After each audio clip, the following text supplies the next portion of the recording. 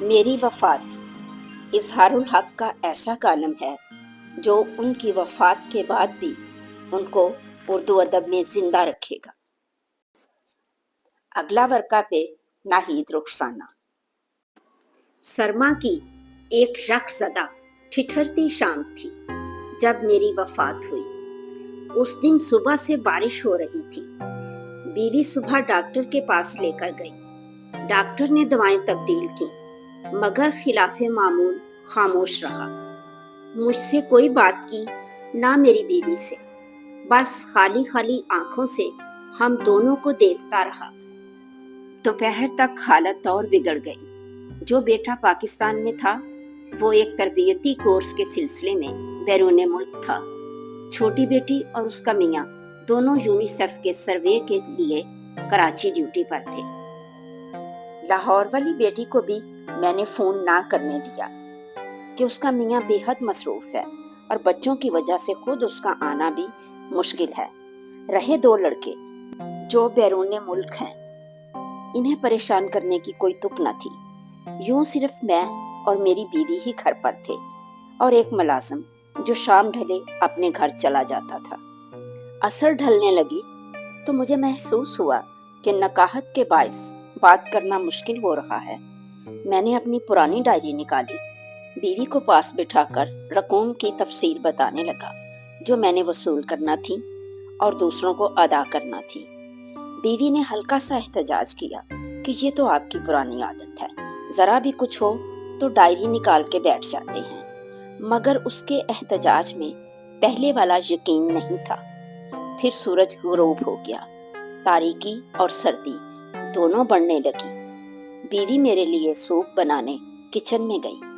اس کی غیر حاضری میں نے چند اکھڑی سانسیں لیں اور غروب ہو گیا۔ مجھے محسوس ہو رہا تھا کہ میں آہستہ آہستہ اپنے جسم سے باہر نکل رہا ہوں۔ پھر جیسے میں ہوا میں تیرنے لگا اور چھت کے قریب جا پہنچا۔ بیوی سوپ لے کر آئی تو میں دیکھ رہا تھا۔ ایک لمحے کے لیے اس پر سکتہ طاری ہوا، پھر دھاڑے مار مار کر رونے لگی۔ میں نے بولنے کی کوشش کی۔ یہ عجیب بات تھی کہ میں سب کچھ دیکھ رہا تھا مگر بول نہیں سکتا تھا۔ لاہور والی بیٹی رات کے پچھلے پہر پہنچ گئی۔ کراچی سے بھی چھوٹی بیٹی اور میاں صبح کی فلائٹ سے پہنچ گئے۔ بیٹے تینوں بیرون ملک تھے۔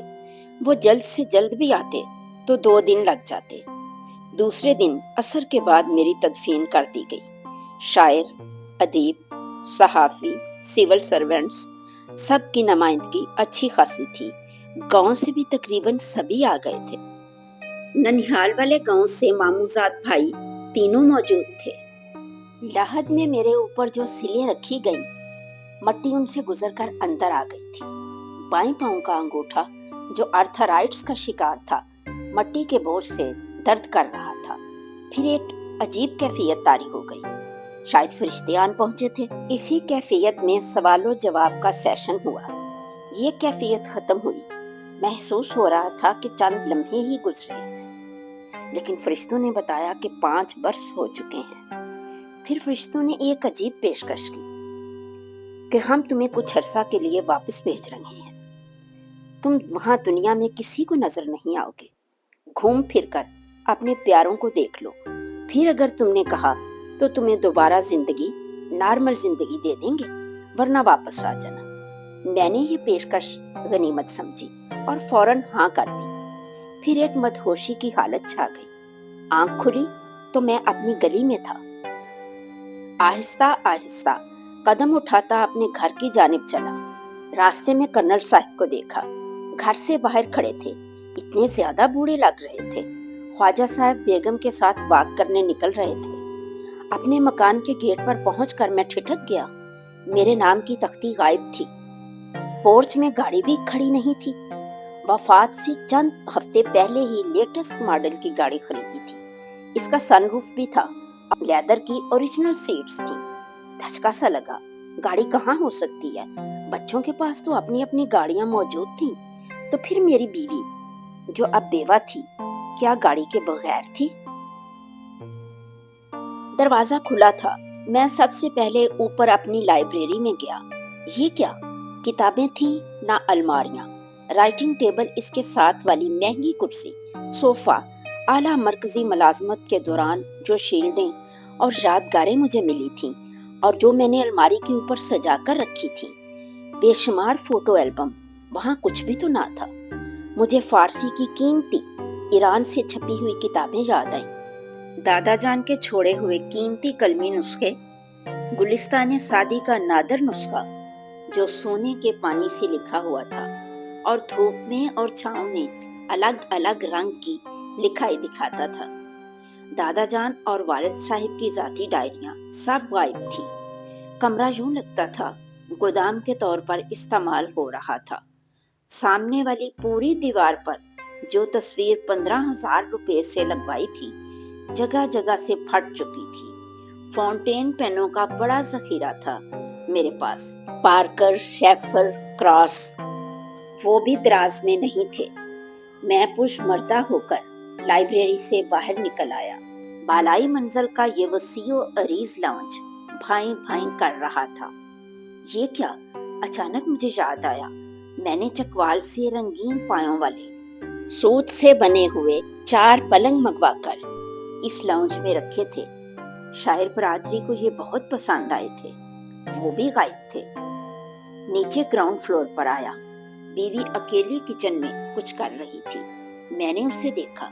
5 बरसों में इतनी तब्दील हो गई थी। मेरी आंखों में आंसू आ गए। कैसे पूछूं कि घुटनों के दर्द का क्या हाल है। एड़ियों में भी दर्द महसूस होता था। दवाएं बाकायदगी से मयस्सर आ रही थीं या नहीं। मैं उसके लिए बाकायदगी से फल लाता था।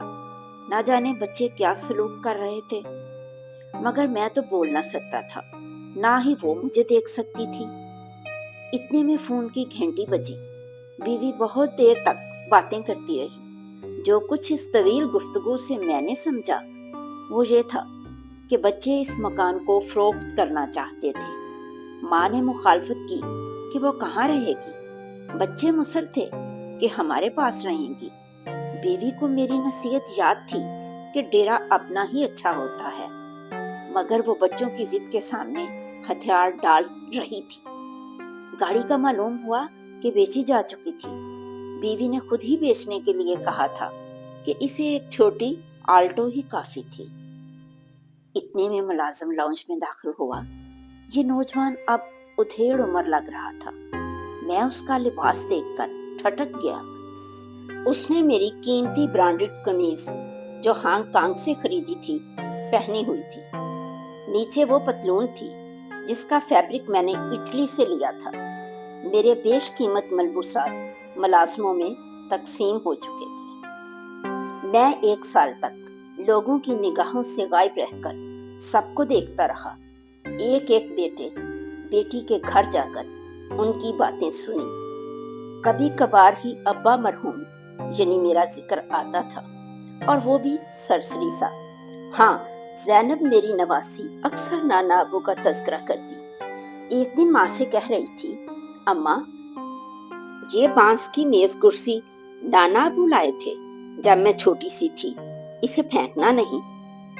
माँ ने जवाब में कहा, जल्दी से कपड़े बदल कर खाना खाओ और वापसी पे मुझे मेरी सहेली के घर उतार देना। मैं शायरों, अदीबों के इज्तिमाआत और नशिस्तों में गया, कहीं अपना जिक्र न सुना। वो जो बात बात पर मुझे जदीद गजल का ट्रेंड सेटर कहा करते थे, जैसे भूल ही तो चुके थे। एक चक्कर मैंने कब्रिस्तान का लगाया। मेरी कब्र का बुरा हाल था। घास उगी हुई थी, कतबा परिंदों की पीठ से अटा हुआ था। साथ वाली कब्रों की हालत भी ज्यादा बेहतर न थी। 1 साल के जायजे के बाद मैं इस नतीजे पर पहुंचा कि मेरी मौत से दुनिया को कोई फर्क नहीं पड़ा था, रमक भर भी नहीं। बीवी याद कर लेती थी, ताहम बच्चे, पोते, नवासे, पोतियां सब भूल चुके थे। अदबी हलकों के लिए मैं अब तारीख का हिस्सा बन चुका था।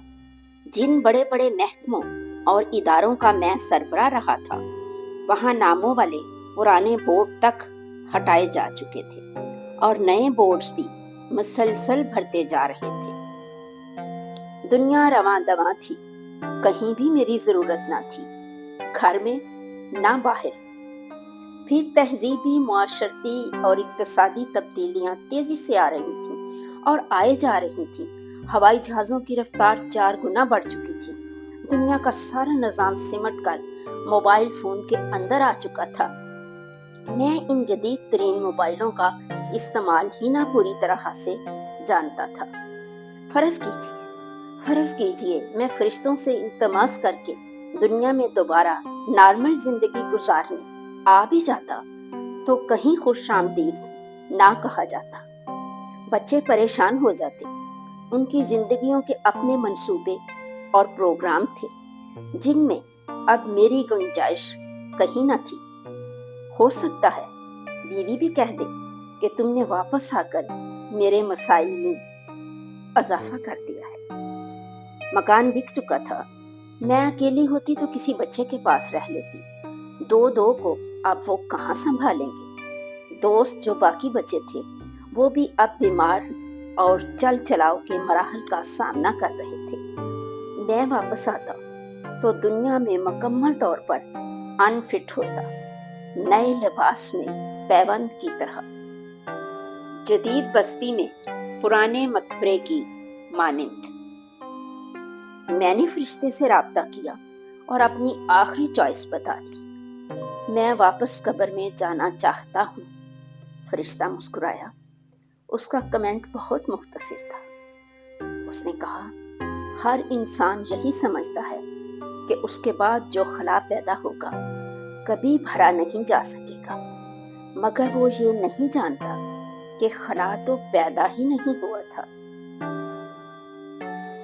साथ रहने का, सुनने का बहुत बहुत शुक्रिया।